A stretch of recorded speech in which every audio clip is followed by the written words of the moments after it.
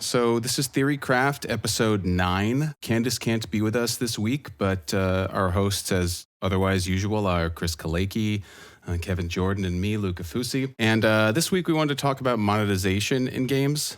But before that, we just kind of want to kick it off with asking Kevin how he's feeling after his first shot. Any side effects? How you doing? I'm actually doing great. Yeah. Yeah. It's I think I got the super soldier serum, so I'm totally ripped now. Oh wow. Yeah, the ladies won't stop, looking. It's great. Yeah. It's perfect for streaming. It's perfect for a career in streaming. You need all that. That's right. That's right. All the endurance. Yeah, so apparently the second one's the good one, but yeah, I'm looking forward to that. Yeah. So far so good though. It's wild that I just got mine 2 days ago. Were you just how's it work? Did they bother you about getting one? Were you just kind of not paying attention, and then one day you're like, I should check? Or no, I live a pretty isolated lifestyle anyway, so because I'm planning to visit California, I figured it'd be really important to get it knocked out before I go. So totally. So here we are. When are you visiting California? End of June, early July. It's 2 weeks, and I'm taking my oldest daughter, and she's got friends, and so she's going to be mostly with her friends.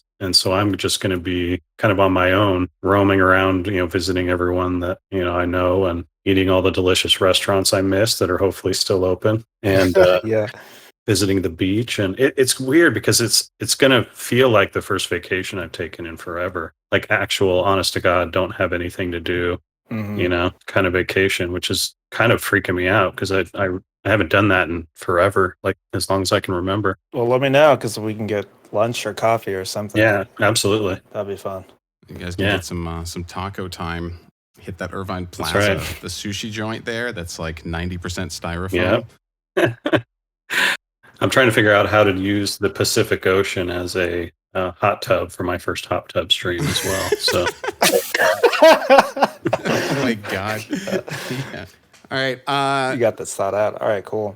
Let's keep it moving. This is obviously a really sexy topic, but there are a couple of news items first that Chris wanted to address here. Yeah, I think it's a good thing to just keep up the tradition of the format. So yeah, anyways, I just have 3 items this week. One is Dreamhaven has announced partnership with 3 new studios, including Lightforge Games, One More Game, and Raidbase. They all have all ex-Blizzard alumni as well as some Epic Games veterans as well as Riot. So this brings now Dreamhaven has 5 studios, I believe, under their belt. They have 2 in-house studios and then these 3 new ones that are partnerships. So I imagine some sort of an investment relationship with them.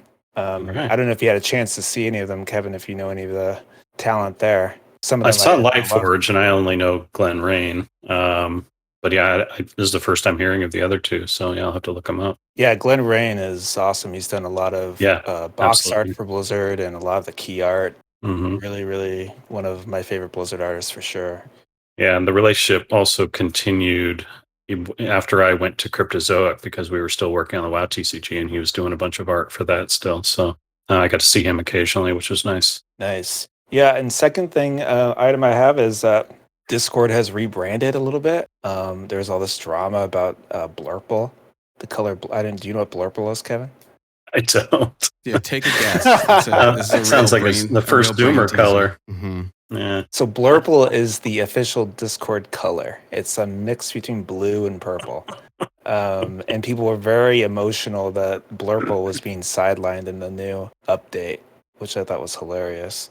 Dude, there's like a continued brigading about, I was subbed to the Discord subreddit before this. I don't know why. At some point, I just did it and didn't get out of there. And I've just seen so many variations on the logo from random fans and players over the last 2 weeks. It's like, I don't know. It's kind of like the same energy people bring when they're just memeing about designing, like a better system for weekly reward chests or something like that, where suddenly it's like anybody who weighs in, it's just hilarious because the thinking is they're more of an expert than whoever this poor Discord graphic designer is, because gosh, there are so many of them. They're not all great, but I'm not a fan, really. I don't like the font. I don't think that's a really hot take. I don't think a lot of people are stoked about the font, but they're really making it happen. I just can't believe there isn't already a name for combination of blue and purple. I mean, there is, isn't there? It's called indigo, yeah. it exists. Yeah, right. So what Blurple sounds like a why sex did we term. need a new it's one? kind of horrid, yeah. Dude, Right. I've never had a blurple. Yeah, and then the last news item is surrounding all this fire on Amazon games is a monetization Yeah. discussion with New World. Everyone's buzzing about that. Mhm. There was a twit longer from Amazon. He went from Asmongold. Sorry, he went in. But Chris, what's your take on this whole situation? Oh, I was just going to give the backstory. So what happened was Amazon's game's new MMO, New World, currently in alpha, they had a post on their internal forums, to my understanding, detailing plans of a cash shop that would include boosts and convenience, quote unquote, features. And the community sort of blew up when this got leaked, that they were sort of circumventing the gameplay of the game. And to kind of address this, the Amazon Game Studio director, Rich Lawrence, addressed concerns in an open letter on Twitter, saying that these will be cosmetic in nature and that they're still testing quote unquote quality of life items. And as Luca said There in it is. response, as Luca said, Asmongold did this twit longer post, which I thought this title was hilarious. New World, same shit. About how the game is jumping the shark with adding convenience features and boosts and things like that circumvent, in his view, what makes the game special, which is just the journey, leveling and whatnot. Mm-hmm. So and this is our main topic now, which is going to be about monetization in games. And I titled the topic "Designing Monetization" because I did tweet about my view on monetization these days in games is just that designers really have system designers who are making the game, making the experience, making the systems need to be involved, in my view, on how the monetization is laid out. It can't just be like handed off to some business people and like, oh, you figure it out, right? I feel like it's so core now to the experience of the game, and what players into like the core loops and everything, that I think it's so important that the system designers also have to be involved. Yeah, absolutely. In regards to the Asmongold's comments, I thought, in some ways I thought it was a little harsh. I think, they're still kind of exploring things. It is a alpha forum. Maybe these things they're still exploring that they might not solidify on yet, but this is really kind of the only card the influencer or the player has, is really to kind of voice their extreme distaste if they see anything they don't like. And then lastly, just before I'll get your guys' thoughts, Tips Out had a good tweet, I thought, which she basically said, I'm a dad gamer, or I have a kid and all these things, and I only have so much time to play, but I still don't want my play time to be diminished by these sort of boosts and convenience, exactly right.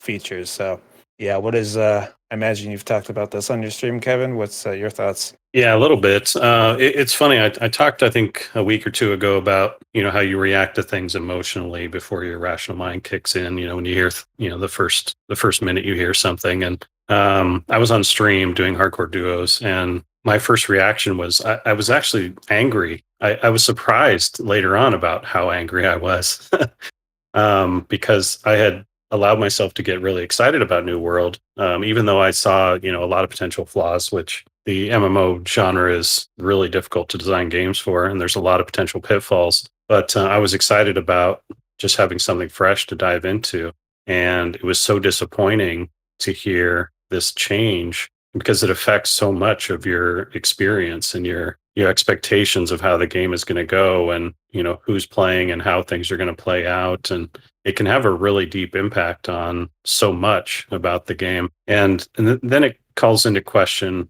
that sense of trust, which is if you don't trust the game developers to design the game from a standpoint of what I would say is integrity, in terms of like protecting the game experience from outside influences like money, real life money, then what can you expect in the future when it comes to changing the game or evolving the game or responding to viewers or responding to your audience in a variety of other ways? Because it can send a pretty strong message, like, oh, we're going to proceed with this, even though like the core audience that has been very vocal is really opposed to it.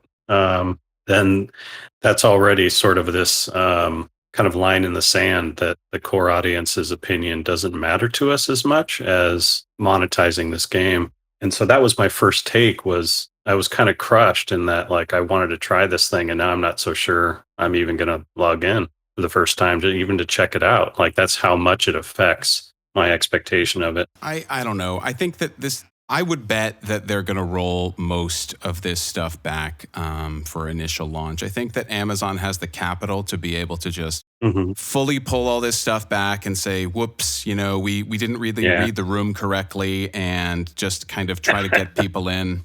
And people may forget about it. I mean, I remember years ago with Battlefront 2, just like the sustained controversy people had about, I'm going to have to play, 5,000 hours, as it turns out, to unlock Lord Vader, or I could buy him for $10. And, EA took a lot of heat, and eventually it seems like caved on a lot of that. And that game managed, to have a lifetime of its own. I could see Amazon doing that. I think this really sucks for them because, like I said, it just seems like a real failure to understand what the audience, what the vocal audience that's probably looking forward to this sort of game is like, and what they expect. Like, it blows your mind that they thought that something like this would land, and it says a lot that it even made it all the way to the point of like a press release. Right. I think it probably could be really effective monetization, but it's what you said about building trust and integrity. Amazon Game Studio has really yet to, launch anything really notable that people, know them for. So they don't have much of a reputation, and they can't start,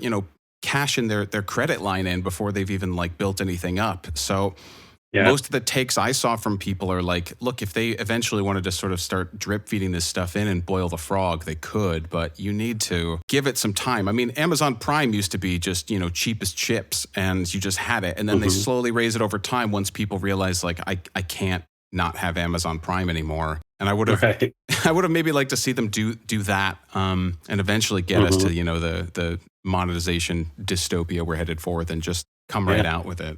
I've made that exact comment, on my stream, in that, like, is this really the most effective monetization strategy? Even if your goal is to make the most money, like, isn't it better to pull everyone in with a sense of integrity and an amazing game, and get everyone there and in hooked, and then monetize the shit out of them, right? Like, it seems like, and you praise it so well, which is a comment I was going to make. It seems like they're trying to cash out before their currency is even worth anything, because, like, your currency, it takes time to actually establish itself. Like, are the bots going to show up in New World day one, or are the bots going to really ramp up once after they figure out, oh, this is a place where people value, the money and the items and things like that, right? And bots are a symptom of success, right? Like, the more people care about the things in this virtual economy, the more bots are going to show up. And so if they, by the same token, like, the game has to establish itself as a place where people want to be and they want to play, and the things have value in terms of time and effort and skill. And then, value is established, at which point, the greed can then capitalize on that, right? And start cashing out, right? So it's really interesting that they're, again, starting with that before they've established it has any value. So I think it's going to bite them in the ass. Yeah, it's like forced esports, right? When you show up to a PAX or something, and there are a bunch of high-profile streamers already play-by-playing some game you've never heard of before, and trying to make it seem like it's the next league, and you're like, dude, this is just so unbelievably cringy. Like, you have to let some of these things evolve organically before you can take it to the capitalist endpoint we all know it's headed, right? But it needs to exist on its own merits for at least a little while. I don't know. To me, the only reason this is surprising is because Amazon is, a moneyed enough corporation that they could fully afford to not to completely bury the lead on their eventual monetization plan. They could make the game fucking free for a year if they wanted to. They have a lot of latitude to experiment. The entire Amazon Games arm has been spun up, I think, in this very kind of incubatory way, where it's like, no matter how much money we want to spend on pulling in all these high-profile developers, let's just make something work. And it feels like this is the first really big thing that's going to hit the public, and then this is like one of the first major announcements that's happening about it. It sucks, right? For them. That said, I think it's interesting that you mentioned this concept, because this is actually exactly what a lot of tech companies do. they call this concept like I forget what it's called, but if you look at Twitter or you look at Instagram, they weren't monetized for like years. Mm-hmm. When they started, they were all free. They had no ads. And then they add ads, and then they add a little more ads, and then they add Twitter is talking about adding a subscription service within a couple months called Twitter Blue, because Twitter has constantly been criticized because they're not monetized enough. Facebook wasn't monetized for a long time. No one knew could figure out what monetization scheme they could do. And then now, as we know, they're one of the most profitable companies in the world through advertising. And so I think it's premature to really kind of put on really in the industry they call it like dirty MTX. Dirty MTX is usually loot boxes or things that are really have a lot of randomness The in them, skeevy stuff, which are being which are being phased out more and more because a lot of countries now are starting to regulate them to where you need China requires that you disclose the percentage chance for everything, basically the loot table. They want to see what percent chance. You have to disclose that to the players so they know if they buy this box, what percent chance do I have to get the thing I want. Right. And so more and more those things are being regulated. So it's pushing developers into a corner of what can they really monetize the game with.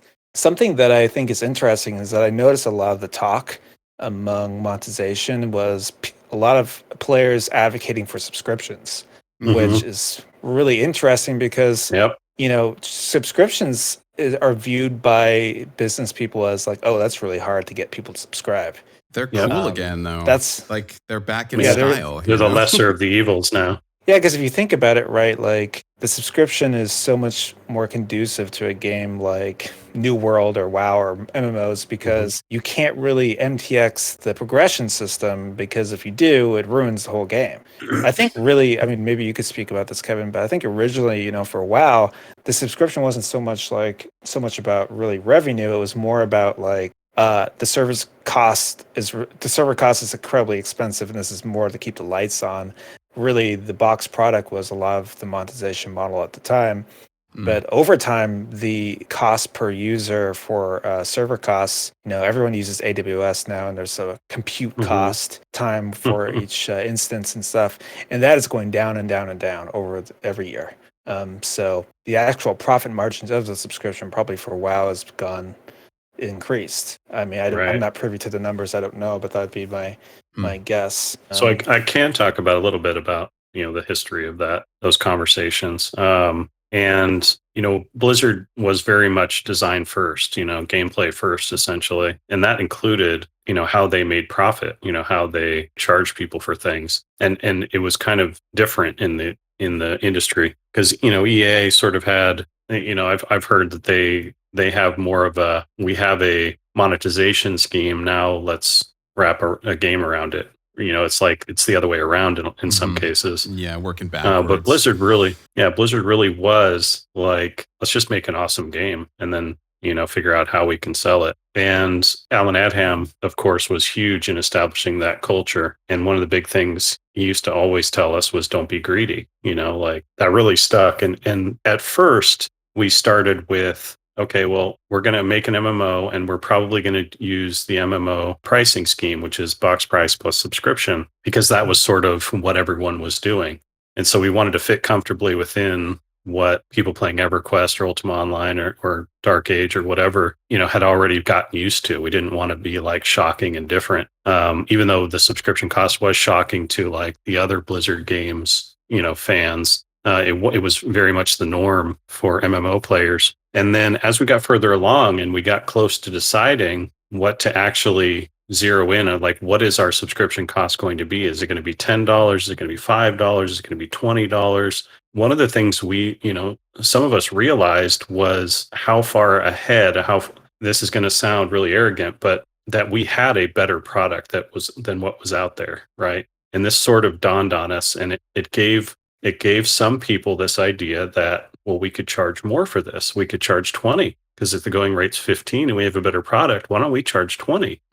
And again, Alan Adham would step in and he'd be like, don't be greedy. If anything, we should be going down to 10 to try to ease all the StarCraft and Warcraft and Diablo fans into that transition to we're going to charge you for a different type of game and a different type of experience. And I thought that was really important, and again, just kind of masterfully done, because it did ease people right into it. We ended up settling with 15 a month, similar to EverQuest and other games. But yeah, it's like we could have done things that were greedier, but we didn't. And I think it makes a huge difference in the opening, the unveiling of your game. And so yeah, another reason that is so disappointing, like we've been talking about with New World, but also just to address that other question of what does the subscription pay for? It's not just to keep the lights on; it's also an investment in more content, more so than like an expansion.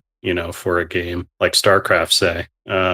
Yeah, people bought it, and that encourages you to go make an expansion. So they'll buy the expansion because you see a market that's hungry. But WoW, in terms of content design, is in most MMOs are way more accelerated, and the communities are way more demanding in terms of content. So a lot of the justification for subscription is to keep the team spinning, not give them the opportunity to drift off to another project, to like stop doing what they're doing and just call it a day, which was very common for the RTS side of Blizzard. They would go from StarCraft to a Warcraft game to an expansion for the Warcraft, back to StarCraft to a StarCraft expansion. And so all the people that were loving Warcraft had to wait.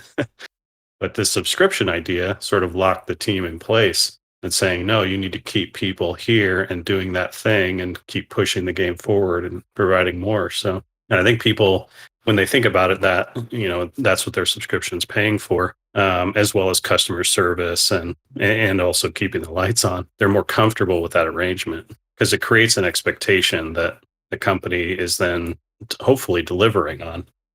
That's a really great insight. I hadn't thought about some of the kind of halo effects of that dependable subscription money coming in and being allocated towards one game would have on like all the devs, and keeps the momentum going, right? As opposed to letting it see how it happens, and then maybe in 3 years, if it turns out it did well enough, we'll start working on the sequel. But by that point, maybe the audience will have moved on because dev timelines are so long. That's pretty neat. Right. Yeah, and it's funny because also just a lot of times people are like, "Well, Blizzard's games are great because they ship the games when it's ready and things like that, or they take longer time on things." And a lot of that isn't just because other game developers are dum-dums and like to ship things quickly or whatever. It's because Blizzard had the luxury, because really they had steady cash flow because of the subscribers, right?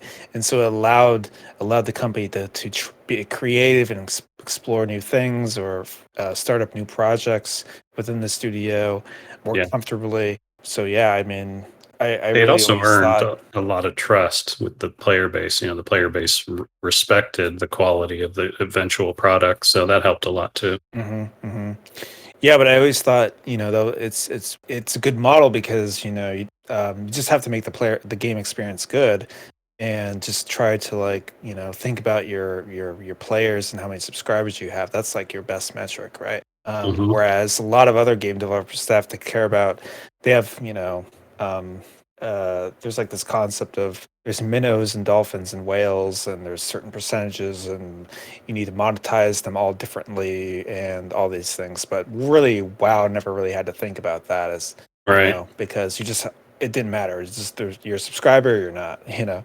Yeah.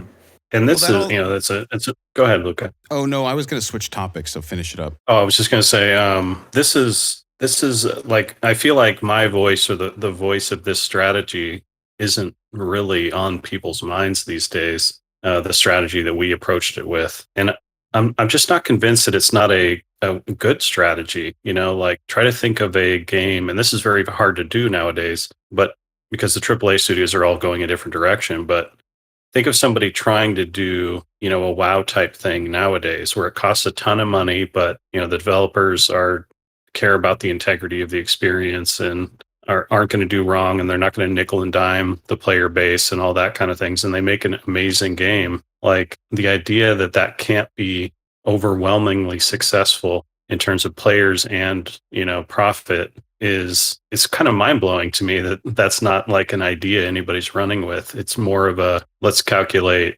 what our potential minnow, dolphin, whale metrics are for these monetization attempts in the first month, in the first 3 months, 6 months. It's all very short term rather than like, let's build a thing that we get, multiple millions of people coming to play and then just raking it in from a respectable price, Mhm. Yeah, because I mean, realistically, New World probably has cost so far at least $100 million to Mm-hmm. in production cost to make. Yeah. And so usually how games work, and that's why premium games have a $60 cost, however, because a lot of it's trying to recoup the cost they spent the last 3 to 5 years, or how long it took to make that game, to get back into the black, really, right? Right. Sorry, Luca, So what were we gonna say? no, I think it's really easy, using this example. Like we all have our influences and our biases here. Like this is what feels like a clear example of kind of what not to do. Coming from a position of kind of like very little trust or integrity built up, which in contrast, Blizzard back in 2004 enjoyed this huge amount of cachet because for years they'd been making premium games, done when it's done. Mm-hmm. So people were willing to take them on faith for something like this. And then now you're telling me that the inside story is that designers were even advocating, Adam wanted to keep it down because he didn't want it to be as bracing for players that had never paid a subscription before to be able to kind of come Right. aboard. And as we all know, one of the great, things that WoW did was it just blew open the size of the potential, MMO player base and even gamer player base. It was a huge cultural event. So you can look at this thing from New World and feel like, okay, that's how, we shouldn't do it. There are some obvious no-nos there. But at the same time, the business of games has evolved tremendously in the last 20-ish years. And I don't think any of us would say that WoW's monetization model is sort of the flat out best one,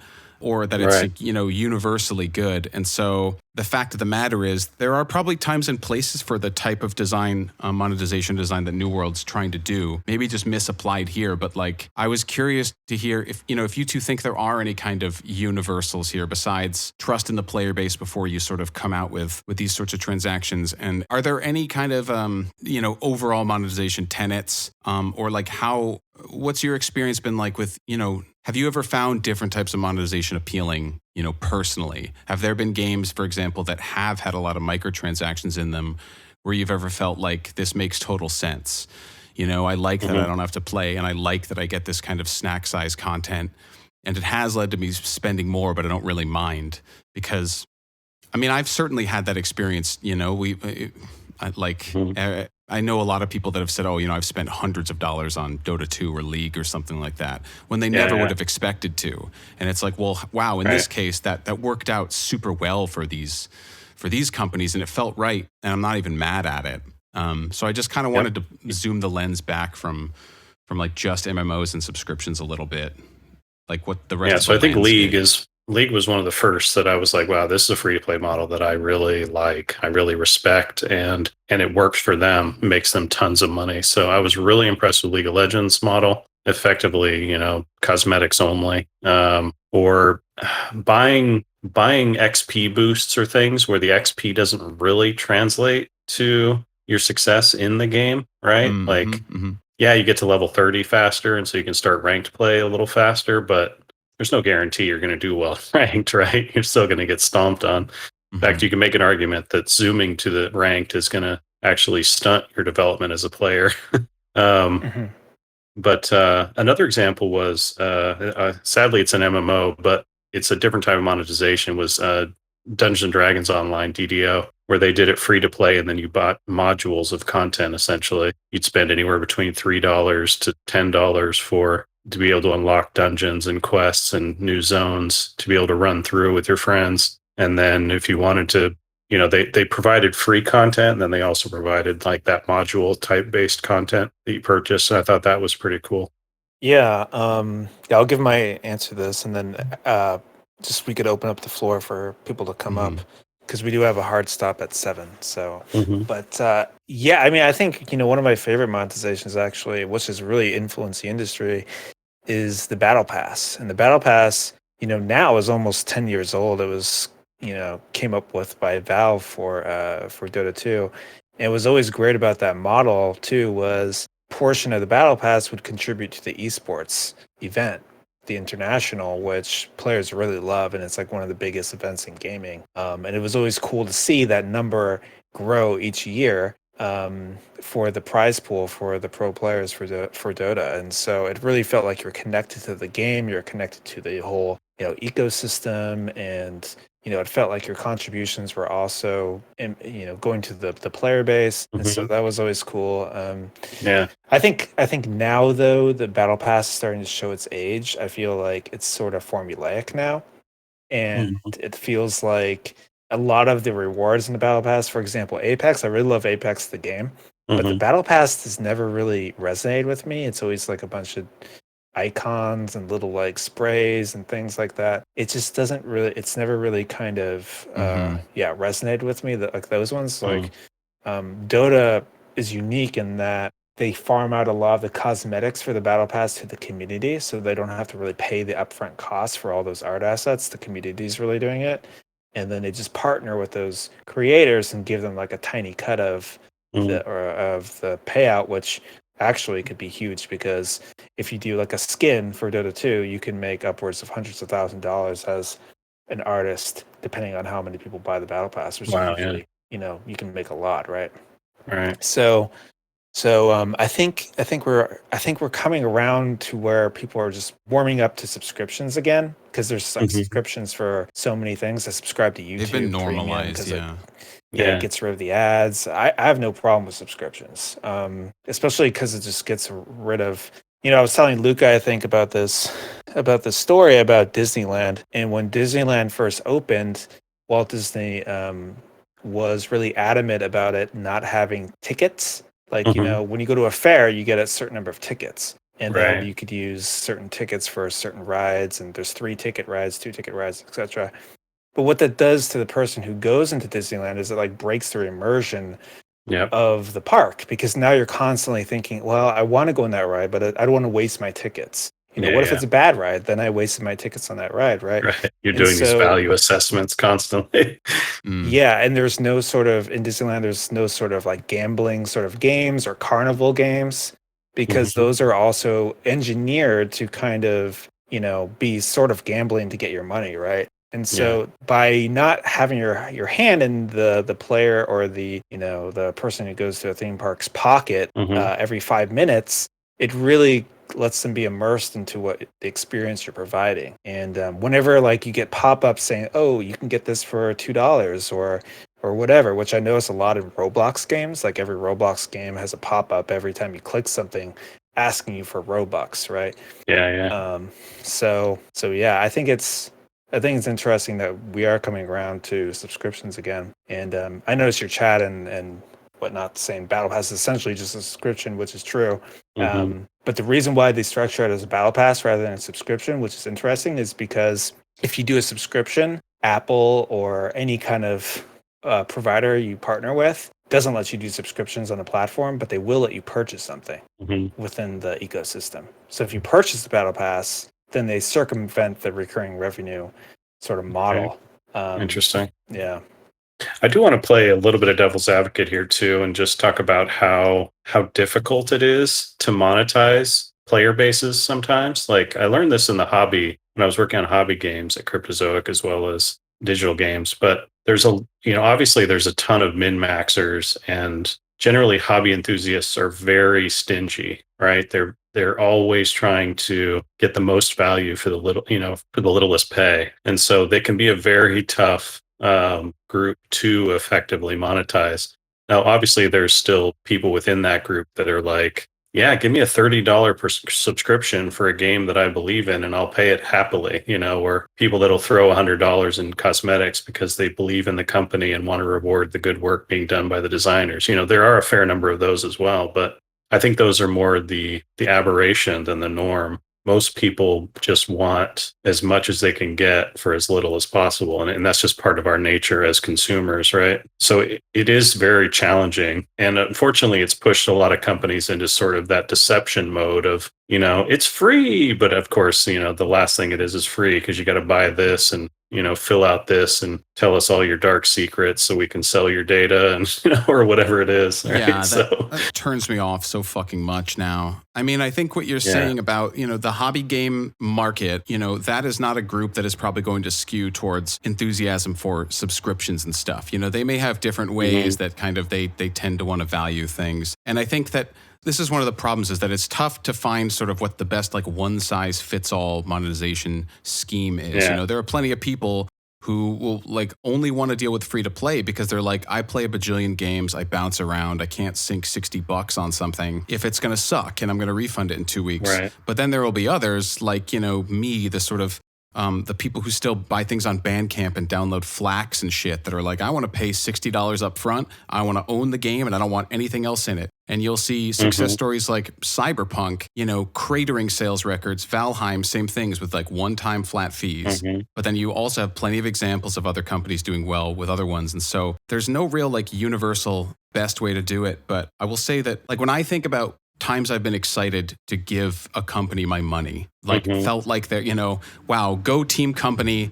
This is satisfying for me. More often than not these days, it's with these kind of almost this like tip culture, the Patreon culture, where there's a human face that subs in for, the fact that I'm really just getting ready to, turn on a subscription stream to this place and probably never turn it off. But if it's like my friend with a Patreon that is doing a weekly podcast, or if it's, the Signal Foundation, they're like a nonprofit and they're running, an instant messenger that doesn't sell your data. Like, I'll donate $50 to them because I'm just like, well, I want them to survive. I'm voting with my dollars to keep these people alive, even though they've asked for nothing. And I think that kind of like almost like activist monetization model has maybe become a little more viable these days too. Like I don't know that I'll see any large game developers taking a leap on it, but that's one that I wouldn't have expected. And like, I don't know, what if, Humble Bundle pay what you want style pricing, I think, is probably due another go around as well.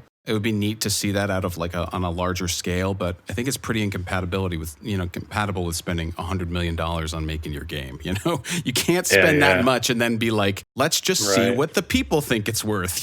Like no investor's going to back that. It's not practical. And it's also like just one final point on like the Valheim or whatever experience where I think that, what happens when a small company does a spectacular thing with a normal pricing model or what they see as a fair model, and then it blows up is, for every one of those, there's like 100 other people that are like licking their lips trying to figure out how to monetize the hell out of that same success, right?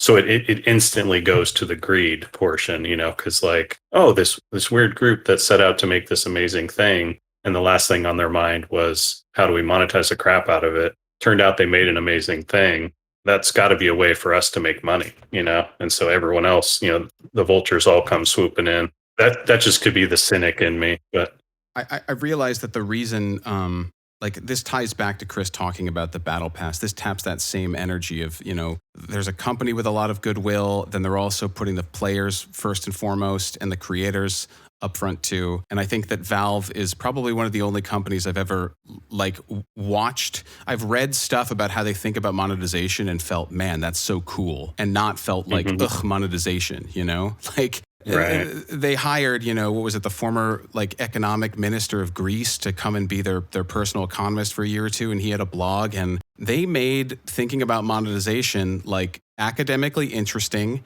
and also I think really, really palatable as a gamer, which is wild. And I think the Battle Pass was one of their biggest innovations, but they were always tweaking little things under the hood. And I remember for years feeling just almost frustrated with how much value Valve was getting out of me. But like, I couldn't be mad. Like they were making the experience better overall, but you're aware that, with trading cards and reselling things on the Steam market for Steam bucks that you spend on Steam games, like they're skimming a 70% cut off you, 8 different ways.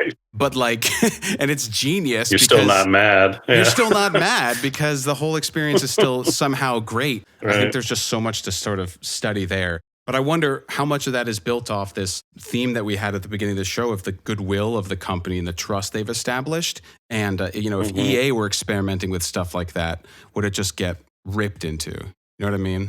Yeah, I had this funny picture of you like leaving Vegas with your, pants pockets turned inside out, but your face is covered with lipstick and you're just smiling. You're totally destitute, but you're Mhm. happy.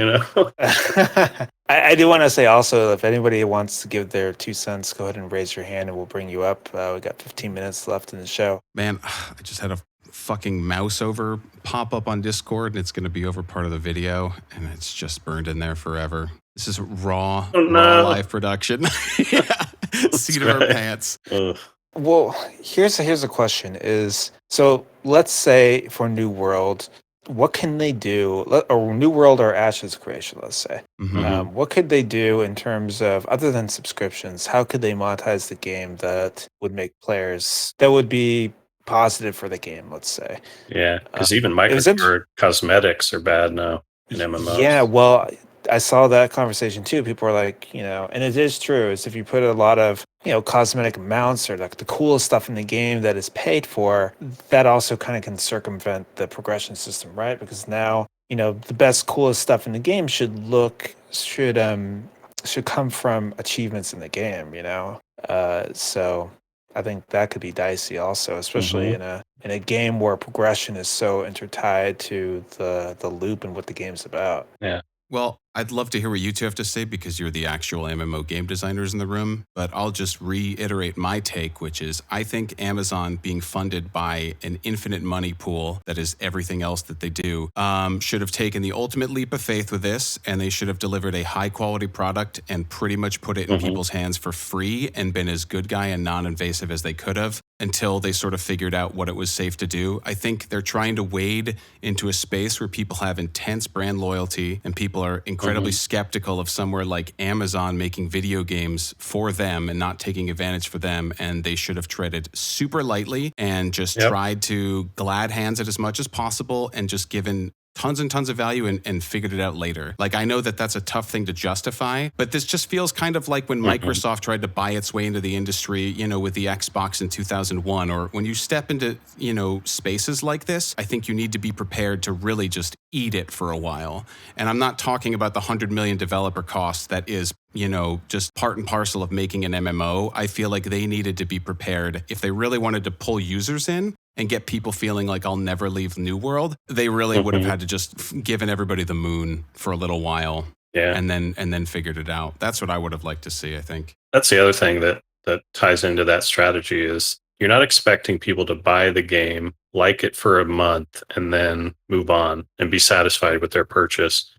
MMOs, you're in a lot of ways you're asking people to transfer their lives into a new space, into a new virtual space where they live in this new place and their friends are in this place and their social connections and right. So it's a much more long-term commitment in terms of game design. And so walking up and punching them in the gut right off the bat, right? Is like you have to be a pretty special person to go like, yeah, this is a place I want to move to and spend the 10 years, and it's just not going to Mhm. happen. So you're absolutely right that it should just be welcoming and open-ended, open arms, and just like, come on over, as much as you can get away with, and then get people to connect and, plant their roots and then see what you've got.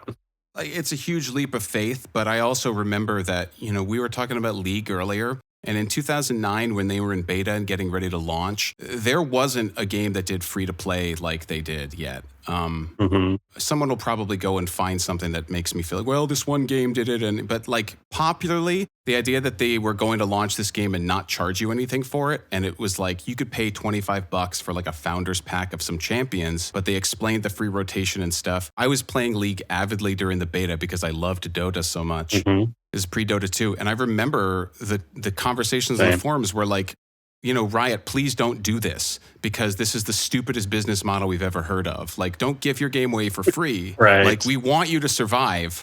So, like, let us pay you, basically. And, like, lo That's and funny. behold, 2 or 3 years later, they knew they were onto Right. something. But it was a huge leap of faith, really. And I think Mhm. that Yep. there's a space for large companies that can afford to do it, to take those leaps. And I think what feels so bad about Mhm. this New World look is it's like, you guys could do that, Valve Mhm. fully develops the entire index knowing that like it may not uptick at all. You guys haven't even released your game yet and you're already talking about the Mhm. microtransactions. And it's like, ugh, like Yeah, wrong dress to the it's a real party. bad first impression. Yeah, I don't know. And those shoes. Ugh. Yeah.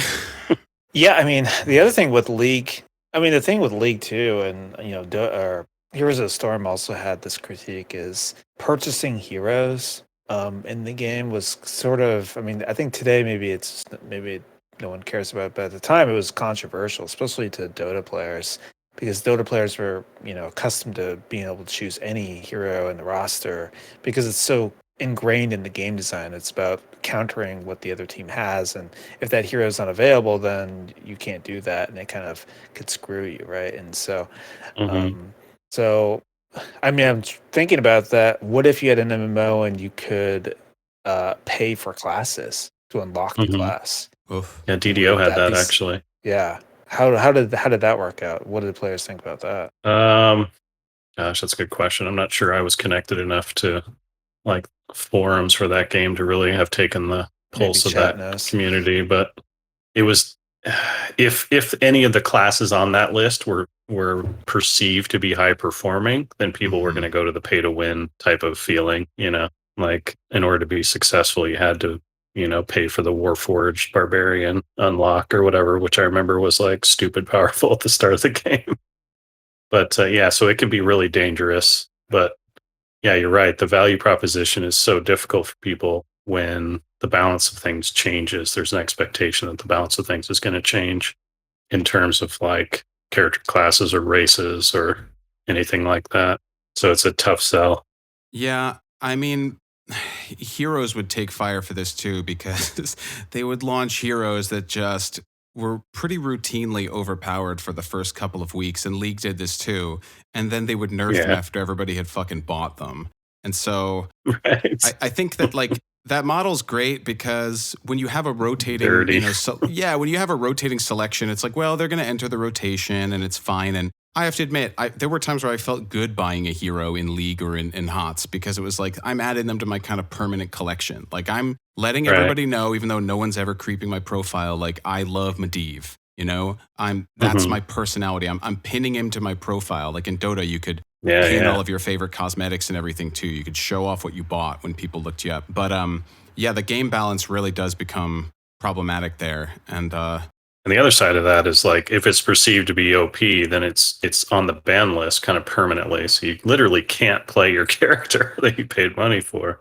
Well, and if they release it underpowered at launch, then no one wants to buy it because they're like, this character needs to be buffed. Why would I fucking buy them yet? And so, and you have the stigma of playing it, right? Because everyone's like, "Hey, that character's shitty. Why are you playing that? Get off my team!" Right?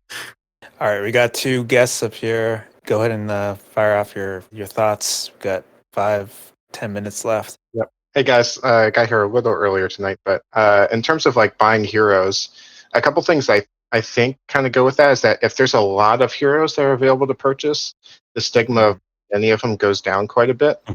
So as a like one at a time, the shotgun approach is better. That's an interesting point. Yeah, I think with Valorant, right, they had unlockable heroes and along the way that weren't as strong. But another thought is Battlefront 2 had the Star Wars Battlefront 2 had a huge backlash because they put some of the strongest heroes behind like pretty abusive loot boxes with bad numbers, and the average cost to getting any of these was astronomical, plus the chances of you getting the one that you wanted were low. So there was a huge backlash against that model of monetization that I haven't seen too many people go that strong of a direction since. But those are my thoughts. Yeah, that's right. I remember the Star Wars Battlefront thing. It was like one of the most downvoted things on Reddit's history, if not the most downvoted thing. That was wild. Oh yeah, that's right. Wow. The tweet from that poor rep. Oh my gosh. That became a crusade. But yeah, that is a really good example of how to not do it. Caesar, Tankero, do you want to go next? Yeah, I was wondering if what Amazon is doing here is exploring the monetization that they have seen in other platforms, because cash shops is something that you relate more to mobile games rather than, well, now it's in every single MMO, I think, but it started in mobile and then kind of bubbled up through the industry to MMOs and other kinds of genres. So Mhm. one thing that Amazon is doing right here is I don't know if their justification is, hey, we're going to have this awesome game and we're going to monetize the hell out of it and from the start, rather than kind of stake their banner in the ground saying, investors, this is what we're doing to make money out of this thing. Come and over and invest in this. Or even if it's just an executive trying to prove a point to another audience that is not the player base.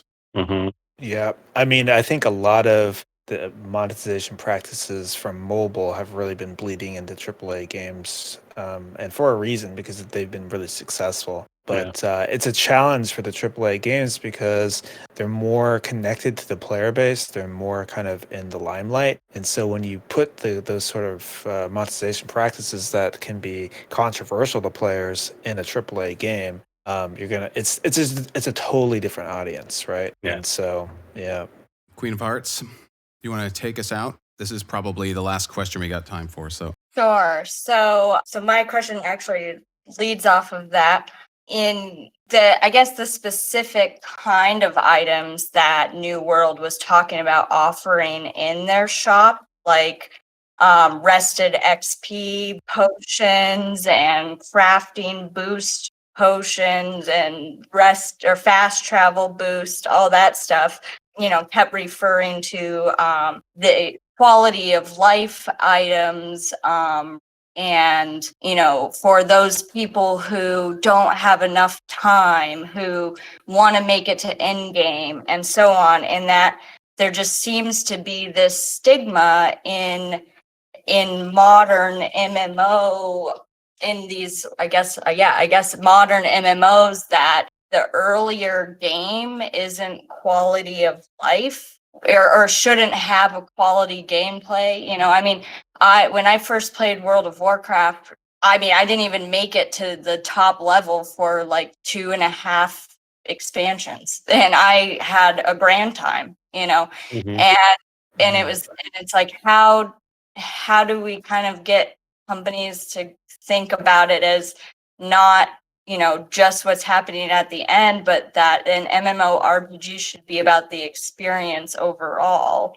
And it just, that was what really bothered me about the whole thing, is just that Kevin was saying how bothered he was about it, and Mm-hmm. I think it's kind of what I got out of it as well. Yeah, it's an interesting point though that the target audience for those things are probably the group that are most likely going to enjoy just running around leveling up, by themselves a lot of time. They're not the people that are, trying to get to end game and raid the type of stuff in the game as fast as possible. And so that's an interesting disconnect as well. Like, how many people really do have, the proverbial 19 minutes a week to play, but expect to be raiding and crushing everything in the game?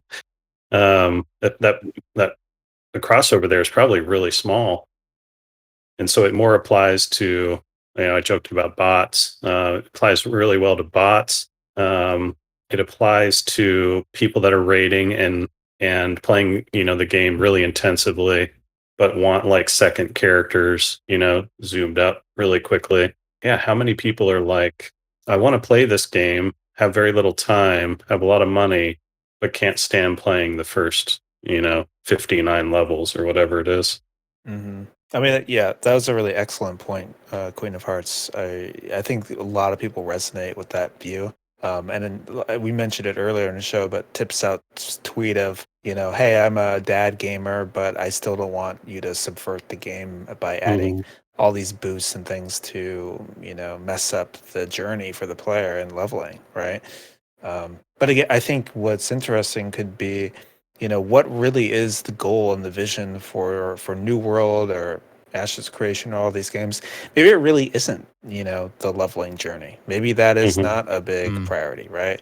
I just don't know. But that's all fair. right, CJ, you can actually go ahead and give your thoughts. Oh, I came in really, really late to this because my kid's bedtime or whatever. But No problem. no, I just Dad wanted gamer. to pop in and say that during the time that I was a designer on Heroes of the Storm, I can say 100% honestly that we never intentionally released a hero in an overpowered state with the goal of making it sell better. Right. Yeah. I mean, Right. I wouldn't. I think it's just an unfortunate Like, circumstance, right? Yeah, 'Cause like a new hero hard comes to out nail and that. people don't know how to play against it. Right. Right. So like the new hero would come out and mess up the meta, but I just wanted to. I mean, I Yeah, guess that's a good you know, point. It's a stick up for it perception. or whatever. Yeah, Exactly. it's definitely It a was purely perception, but perception. it's I mean, like so many things. The difference between player perception and internal, dev knowledge, right, is pretty Right. far Yeah. apart. As People are going to be But yeah, drawn it's a, into the it's a whole good, time- very good point. in the whole time I was on Heroes and at Blizzard specifically, every release we ever did was attempted to be as ethical as possible. Yeah, Right. yeah. An honest But- attempt. Yeah, I totally Yeah. No, believe you. Like And it's really hard to nail the balance on a new it's like extremely character hard. or a new class. Like for example, anecdotally, like when the Death Knight came out, the designers were kind of like just make him sort of overpowered because we don't want to. If you're going to come out the gate with a new class, it's better for them to be slightly overpowered than underpowered because it just feels lame to play a new class and they just kind of suck, right? But then the DK on release were just out of this world broken. They had like AoE fear, like my what was that thing God. called? A glyph of something or other that just if you stood in it, everyone just got feared forever. Like it was just over the top. And so what happened was the team was like, all right, we're not doing that again. Let's try to like let's try to make them a little bit underpowered because chances are they're going to be broken anyways because we don't, it's hard to balance things out the gate Yeah. like that. And then the Saturation monk was then the monk was actually on target of what we balanced it for, and it was underpowered, and people were like, "This sucks, monk's boring," or whatever, And so it's really hard to nail the balance of things out the gate. Yeah, I like was going to that. say with saturation time, like when I was on Heroes of the Storm, I mean, we'd test a hero for 4 months playing it, multiple hours a day, and that doesn't even come close to what the amount of hours the community puts in on that hero Mhm. within 6 hours of launch. Yeah. You know what I mean? But Mhm. All you got to do is juggle the numbers a little better, though, right? I know, right? Like you should have known better. Come on. It's easy. Man, thanks for popping up and checking me on that because I just- I made that comment earlier. I just wanted to stick up. Totally. Just wanted to defend my boys. No, I know. I worked on Heroes for a while too, and so it's weird that we're getting our wires kind of crossed up here. But that's actually one of the really cool things about these spaces is like you could just get my sort of suggestive disinformation cleared out of the air in no time. Like we don't even have to do a corrections episode. That's I right. think that team was Love it. 150 Yeah. people at one point. Like it was pretty big for a while, but Yep. anyway. So I You guys played a are great. lot of I love HOTS. y'all. Sergeant Hammer's my favorite hero. Okay, that brings us to the end here. Yeah, thanks everybody for contributing your thoughts and hanging with us to this very alluring topic. We haven't figured out next week yet, but we will be back here next Wednesday at 6 p.m., same time. Feel free to chat it up and ask us anything, suggest topics in the Discord. Till then, we love hanging out, and thanks so much for building the Discord community with us over the last week. It's been insane just to see over 100 plus people pile in. There's a real appetite for talking about game design like this, and it's so cool to see. So thanks so much. Yeah. Thanks, Everybody. See you next week. See you next time. Adios.